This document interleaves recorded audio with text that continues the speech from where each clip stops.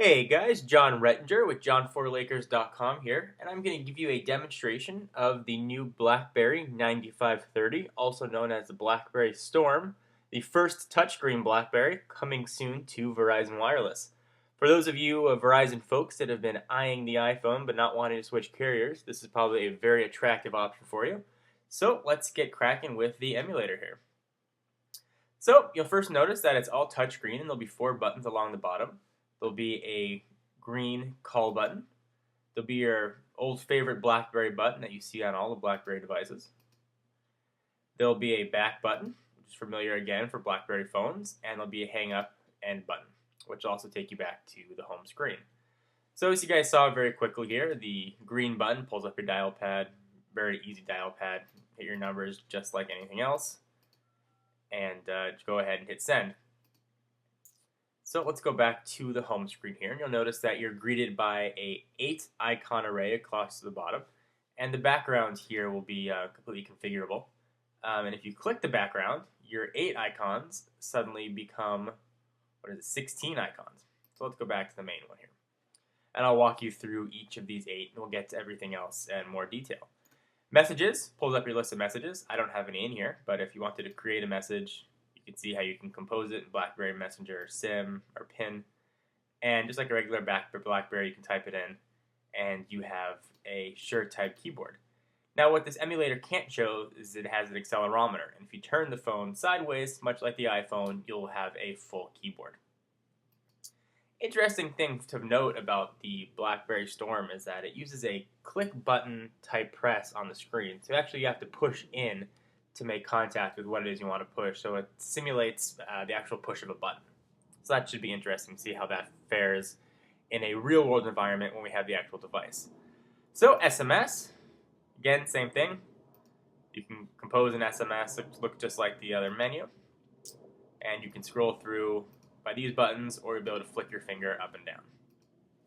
Contacts, no contacts here, but the same. You can search, and you'll be able just to flick scroll through, very similar to how it works on the iPhone.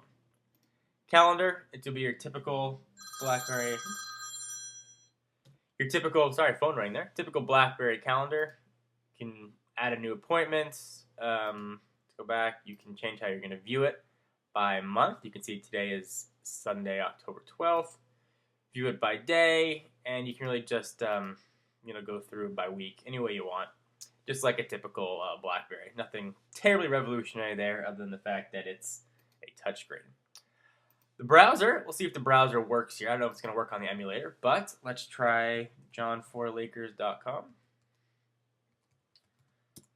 Let's see if it'll tell us what the browser how it'll work here. I doubt that it'll work on the emulator, but we'll see.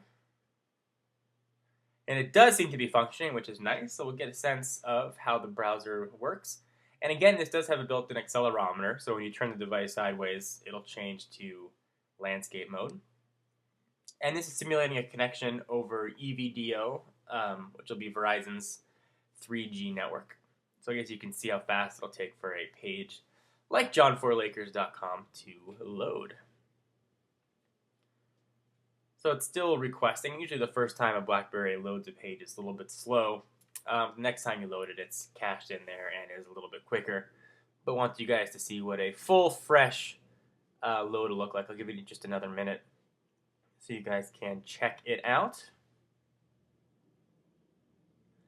Still requesting, not the fastest simulated 3G network I've ever seen, but it's like it's getting close to finishing up here. I'm not so sure if it's even going to work.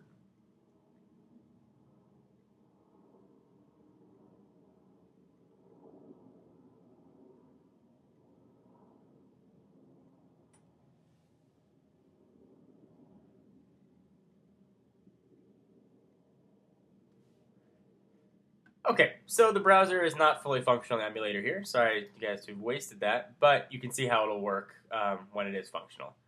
Media, very slick media interface here. You have your music, where your videos would be. Here's where your ringtones would show up. Preloaded ringtones, my ringtones. Here are all the preloaded ones. See what it looks like. You get your play and your pause and your stop buttons here, shuffle, volume, and your time right there. We'll go back again. Here's where all your pictures would show up. We'll check out some of the sample pictures here. And you can see you can set it as your home screen, say whatever you want to set it for, and go to main menu. We'll go back again. Voice notes. This has the ability to record voice notes, something very cool that BlackBerry has decided to add on the Storm. So this is just a quick overview of the media sections. Clock. Nothing really to see here. Clock. You can set an alarm, see what time it is, make a stopwatch. Nothing terribly fancy. That came up just by clicking the BlackBerry button. And we'll go back again to the main menu. Camera. We'll show you the camera button. It wants to take a picture through the webcam, but we're not going to let that. But right here is where, obviously, what you're taking a picture of would show up. And one cool thing, if you hold down the BlackBerry button, you get a quick 4-shot list of most viewed icons. There's the home screen that takes you back. Now, if you click with your finger just up here, your 8 suddenly becomes 16. Now you have other options. So these we've seen. Here's got a built-in instant messaging client, just BlackBerry right now. Here's all your applications. Maps, it should have built-in GPS. It's got a memo pad for taking memos, tasks, obviously just for tasks, calculator, video camera. This will record video, voice notes like we saw. It does have a built-in voice dialing feature, a password if you want to lock the device, and you can save messages there. We'll go back. Games. Comes with 2 built-in games, Brick Breaker and Word Mole. Downloads, whatever you download shows up in that file. Here, you can select your profile. Go back. Here is your connections, so you can turn on and off your different connections. This will open up all your options, and this is very similar to what you're used to in regular BlackBerries. Nothing terribly fancy here, and you can just scroll right through. Last one here, we'll lock the device. Press the lock button to unlock, so we'll hit that. Screen is locked. See how you unlock it here. Alright. So the screen is still locked. We'll see how we can find a way to unlock this. Screen is locked. Press the lock button to unlock. Okay.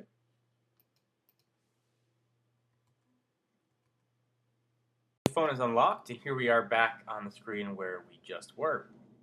And if we keep scrolling down here, you can see there are other options. Let's go back there actually. Setup, you can set up your device. Help, pulls up help. Search, you can search your device, and music just launches your set music. Go back to the home screen here. You can't see it, but there are several buttons on the side of the device, which will show up when you actually have it. Right here, there'll be a convenience key, which will launch voice command. Over here, there'll be another convenience key, which right now doesn't do anything, but that will launch the camera when you have the device. And you'll have a volume rocker up and down and a button up top here for power. If you want to change your profiles very quickly when you have the device, you can just click that little speaker button and you can change it very easily. Get your battery info up here and your network connection right there. So guys, this is just a very quick demonstration of the first touchscreen BlackBerry, the 9530, which will be available only for CDMA carriers.